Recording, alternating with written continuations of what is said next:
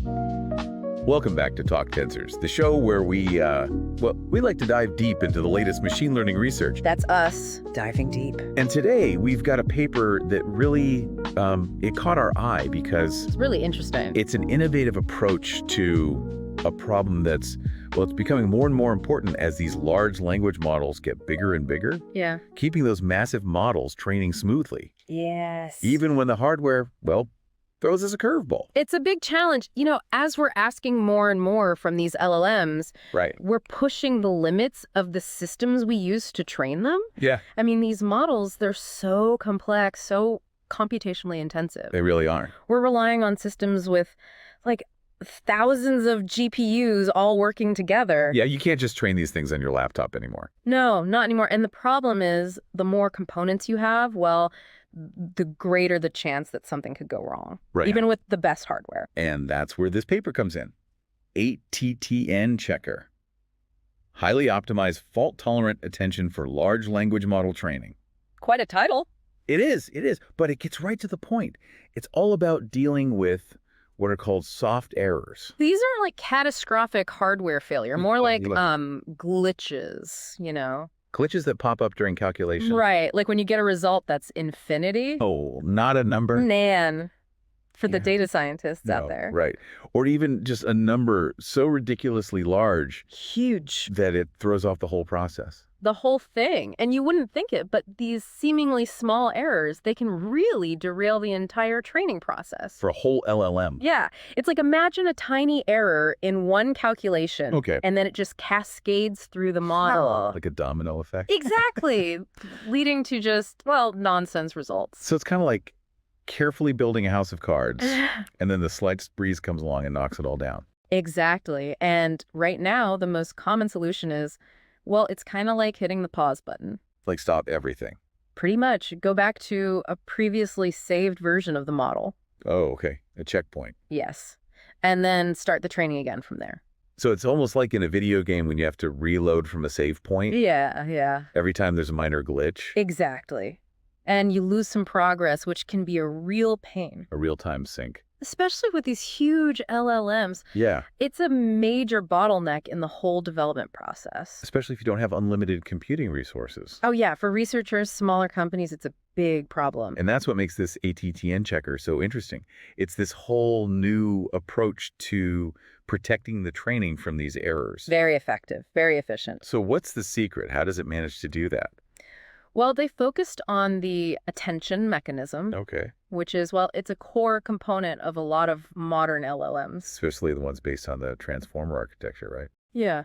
You can think of it like it helps the model focus on the most relevant parts of the input. When it's generating text. Right. So it's like trying to have a conversation in a noisy room. Perfect analogy. It takes a lot of mental energy. Even a small distraction can throw you off. And you lose your train of thought. Exactly. So ATTNChecker tackles the problem head on.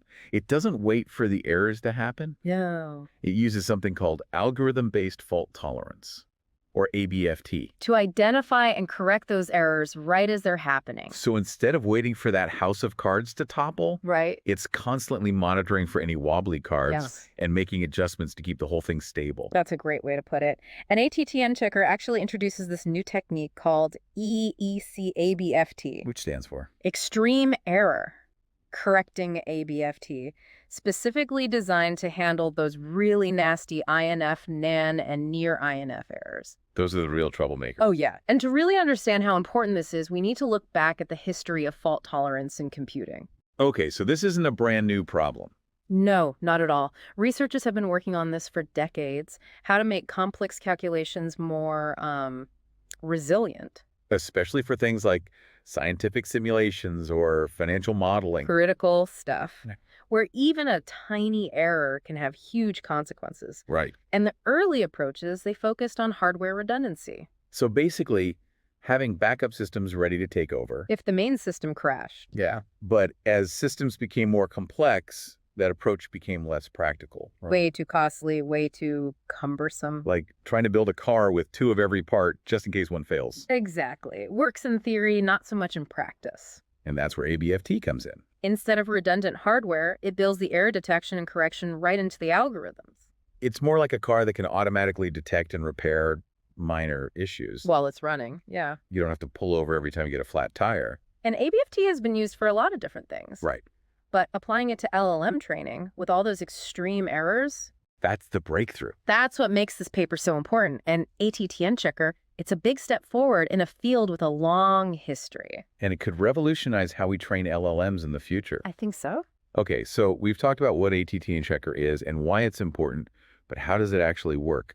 The paper gets pretty deep into the technical details. Oh, yeah. It's impressive stuff. What's really cool is how they didn't just, take some generic ABFT solution and try to shoehorn it in. Right. They really analyzed the specific ways errors can spread within the attention mechanism. Yeah, they tailored their solution to the problem. Exactly. And one of the key things they did was divide the attention mechanism into these 3 protection sections. Oh, interesting. So it's like setting up checkpoints within the calculation itself. Yeah, that's a good way to think about it. It helps prevent the errors from spreading too far, becoming uncontrollable. Like fire breaks in a forest. Exactly. You contain the fire to a smaller area, much easier to put out. So these protection sections keep the errors from cascading through the whole model. Right. Makes correction much more efficient, targeted. And it's not just one way of handling errors, is it? Oh, no, they have different strategies depending on the type of error and how it's spreading. So they have to figure out, is this error predictable or is it kind of random? Yeah, they call it deterministic versus non-deterministic error patterns. Deterministic being predictable. Right. Like if you always take the wrong exit on the highway. You're going to end up in the same wrong place every time. Every single time. But a non-deterministic error is more like wandering around a city with a map that's missing some streets. You could end up anywhere. And ATTNChecker can handle both of those. And even when there's a mix of the two. Even then, it's super robust. Like a navigation system that can reroute you no matter what kind of roadblock you hit. I like that analogy. So let's talk about how it actually corrects the errors. It can't just, magically make the INFs and NANs disappear, right? No magic involved, but it is pretty clever. Remember we were talking about checksums earlier? Yeah, those are like little verification codes, right? Exactly. So sometimes, if the checksums haven't been totally messed up by the error, okay, ATTNChecker can use them to figure out where the error is. Pinpoint the location. Exactly, and then reconstruct the correct value. It's like a detective using fingerprints to identify a suspect. Perfect analogy. But what about when the checksums aren't reliable? Does it just give up? No, it's got a backup plan. It can actually search through the data, Really? find the error, and then reconstruct the correct value based on the surrounding values. It's like piecing together a puzzle, filling in the missing pieces. Exactly. And it does all of this in real time with minimal impact on the training process. The paper says it reduced the recovery overhead by up to 49 times. Compared to the traditional checkpoint restore approach. That's amazing. That's a huge improvement. It really is. And that's not all. They developed these really specialized algorithms that take advantage of the parallel processing power of GPUs. So it's not just effective and robust, it's also really fast. It's like having a pit crew that can change a tire in seconds. And that speed is going to be more and more important as LLMs get even bigger, more complex. Oh, absolutely. We can't afford to have these massive models getting bogged down by errors and restarts. It's like building a skyscraper. You don't just want it to be tall. You need to make sure it can withstand the wind, earthquakes, all. Right. You need a solid foundation. Yeah. And ATTNChecker, it seems like it provides that foundation for LLM development. Absolutely. And what's really exciting is that it doesn't just solve a current problem. Right. It opens up all these new possibilities for the future of LLM training. And that's what we love about looking at these cutting-edge papers on Tog Tensors. Yeah, it's about the potential, The potential to shape the future of AI. And speaking of shaping the future, it's time for our novel notion segment, Ooh, I love this part. where we take the ideas from the paper and run wild with them, right? Brainstorm some crazy but plausible research directions. Let's get those creative juices flowing. What if we took this idea of adaptive error detection in ATTNChecker Okay. and combined it with the idea of self-healing systems? Self-healing LLMs. That's interesting. Like imagine an LLM that could not only detect and correct errors, During training, but also actually learn from those errors and become more resilient over time. kind of like an immune system for AI. Yeah.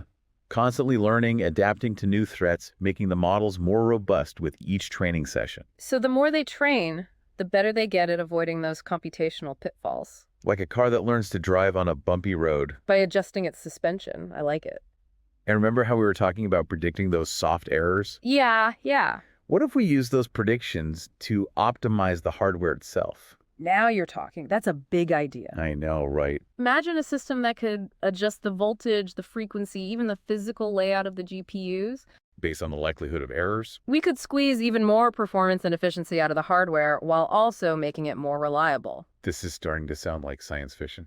Maybe, but the line between science fiction and reality is getting blurrier all the time, especially in AI. That's what makes this field so exciting. Always pushing the boundaries. Exploring the unknown. But we should probably remind our listeners that these ideas are, just speculation. Right, a bit of fun brainstorming. To see where this research could lead. But who knows? Maybe one of these wild ideas will spark the next big breakthrough. Anything is possible. Welcome back to Talk Tensors. So we've talked about all the cool ideas behind ATTNChecker, but did they actually, did it work? Did they test it out? Oh yeah, they really put it through its paces. They didn't mess around. They tested it on like 4 different LLMs. BERT, GPT-2, GPT-Neo, and Roberta. It's a pretty good mix. Yeah, and they didn't just, do some small-scale tests. They injected tons of errors, like thousands of them. Really pushing it to the limit. And what happened? Well, they were able to detect and correct 100% of those extreme errors, all those INFs and NANs gone. That's incredible, especially since those are the ones that can really bring training to a screeching halt. Yeah, no more constant interruptions and rollbacks. Which is a huge time saver. But didn't all this error correction slow things down? Like add extra time to the training process? Well, they did see a little bit of overhead, but it was only about 7% on average. 7%. That's not bad at all. Not when you consider the alternative. Imagine having to constantly rewind and redo training because of those random errors. Talk about a productivity killer. So basically, they got much more reliable training without sacrificing speed. Exactly. And that's what makes ATTNChecker so exciting. It's not just about making training faster, it's about making it more accessible. Right. So smaller research teams, startups, anyone with a limited budget can actually train these large models without breaking the bank. Exactly. They don't have to worry about those expensive interruptions anymore. And as LLMs become more important in all these different fields, From language translation to content creation. even scientific research, having reliable training methods is going to be crucial. We need that strong foundation. Like building a bridge. You can't have the whole thing collapse because the foundation is weak. ATTNChecker provides that foundation for LLM development. It makes sure these models can be trained efficiently and reliably, no matter how big or complex they get. And the coolest part is, this is just the beginning. There are so many possibilities for future research. Like we were talking about before, AI models that can learn from their mistakes, self-healing systems, hardware that can adapt to the demands of LLM training. It's an exciting time to be working in this field. The future of AI is wide open. And who knows, maybe one of our listeners will be the one to make the next big breakthrough. If you're interested in learning more about ATTNChecker, you can find the link to the full paper in the show notes. And be sure to subscribe to Talk Tensors so you don't miss our next deep dive into the world of machine learning. Until then, keep those tensors talking.